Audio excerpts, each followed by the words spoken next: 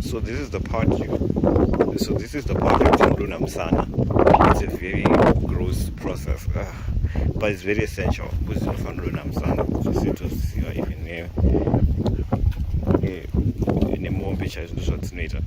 I think it's in a placenta kuseruku saka fana kutanga dona. So I guess to dona fana to something like sungirira kana kind of sungirira something or like a dombo and fana dona naturally food. I don't way ka donza uniraya.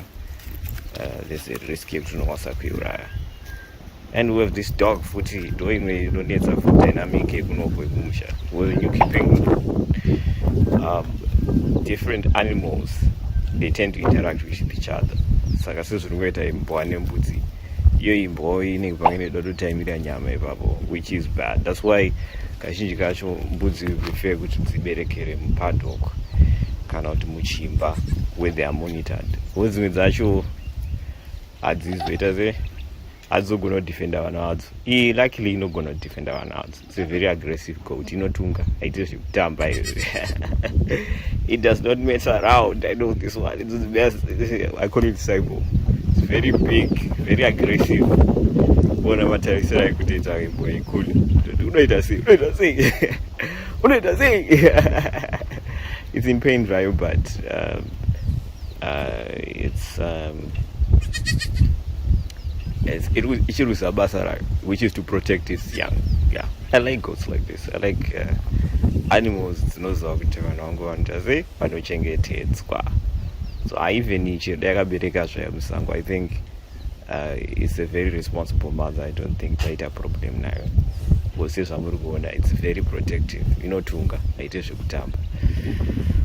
Let's just hope placenta ichichodona. Chikadona asi chotanga chikudona hacho bichana it's gross.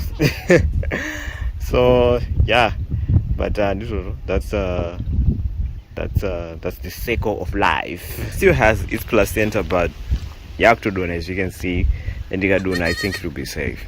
So shinoitika pambudzi kana yabva kubereka, we expect kuti kamwana kacho kasimuke sezvakaita izvezvi. Then after kasimuka, then kaneka kuda kuyamwa manje. Kuyamwa at this point is very essential. Dopakano yamwa mshonga mkaka unonzi colostrum. I think I said it one of the videos. Yeah, colostrum. Saka kaka kwanza kumuka so kachichema saka rukuita izvo. Kachitsvaga mkaka izvo sezvakakuita kakutera mkaka, which is a good thing. This is actually a very good sign. Kuri adzoka futi achimunyangira kuri zvekupenga inga unodya wani, but so yeah, those zvatangomirira kuti idonhe musana, then yozoyamwisa futi. Okay, so mwana wacho yo yadonza musana, fortunately musana wacho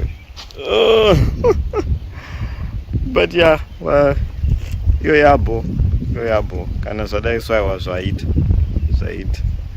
musana kufanira kudonha every time.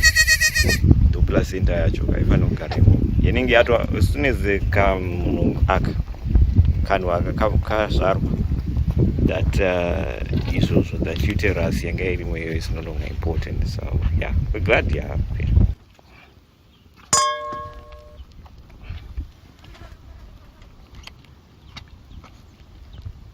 Inge yazviruza. Okay.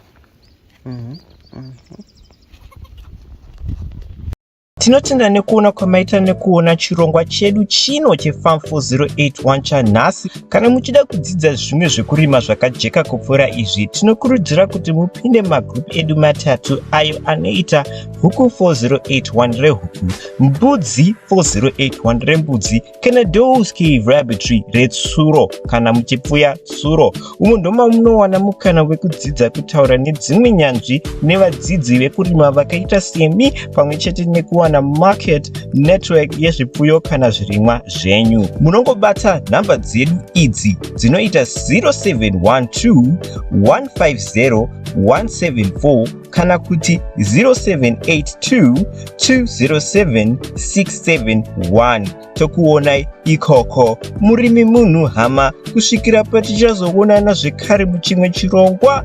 Musare murugare.